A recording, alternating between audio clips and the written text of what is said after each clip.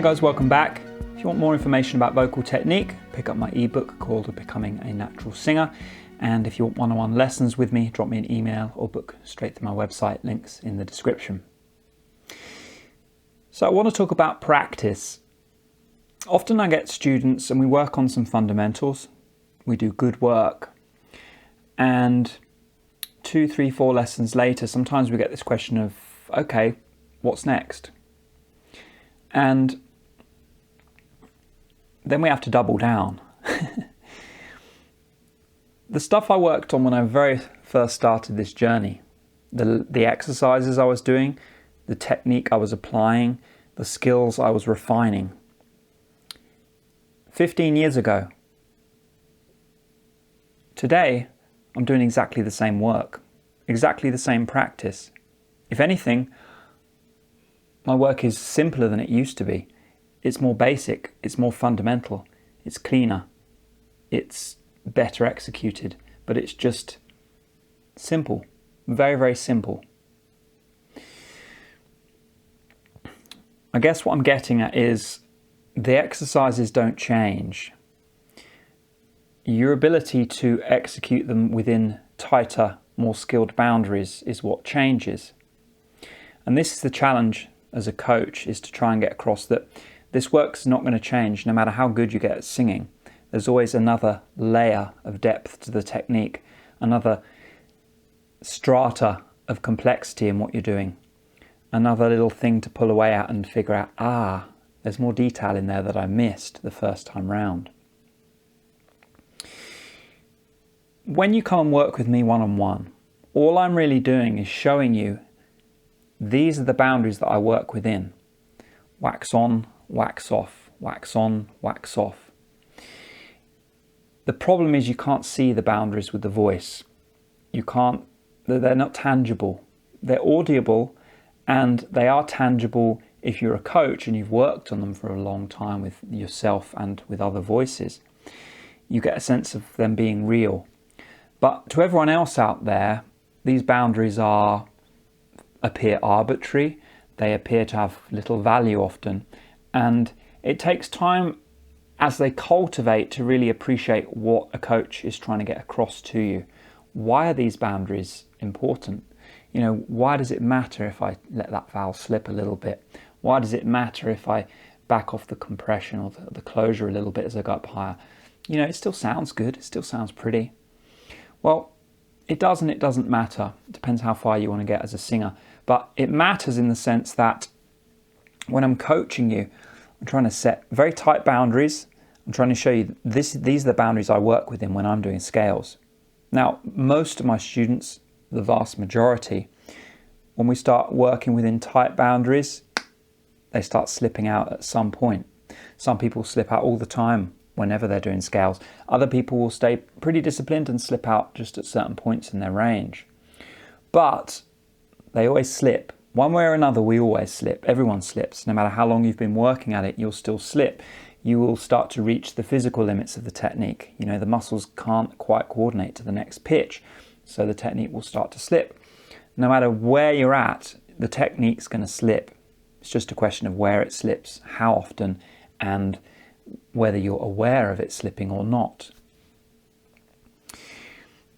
The boundaries, the reason they're not arbitrary is what they're really showing you or training you, is they're training separation between the muscle groups, which I talk about a lot here. They are training you to isolate one adjustment, whether that's connecting the chords, whether that's pitch, whatever it is. They're training you to lock one adjustment in, keep everything else still, and just make one adjustment up and down, up and down. The more you can do that, the more the mind realizes, okay, that's pitch adjustment. Okay, that's closure. There's different things going on that I need to understand to bring this all together. All we're doing, and to summarize really in this video, is when you come to me, when we work, at first you've got these squishy boundaries, the technique's moving all over the place. I suck it in, very disciplined in the lesson. And then over time, it gets sloppy again. You come back, we suck it in. But each time it gets sloppy outside of the lesson, it doesn't get as sloppy as it did before.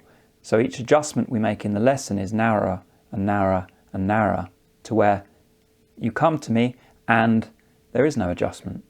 You go up and down, everything stays still. It's very easy for you. At that point, you don't need my help anymore, because you will be understanding what you're doing, and you'll be understanding the value of the discipline in the scales. Now, I didn't figure this out. Other coaches that came before me figured this out. I've just put it into words and explain it in a way that makes more sense to certain people. But I guess what I'm trying to get across is the practice doesn't change. You just get better at it. The scales don't change. You just get better at them.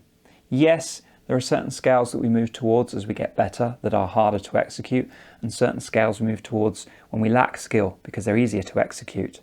But broadly speaking, we just go through the scales each day and we work at getting better at them. And we trust that there's a method to that madness. We trust that at some point we're going to understand more about this than we do currently.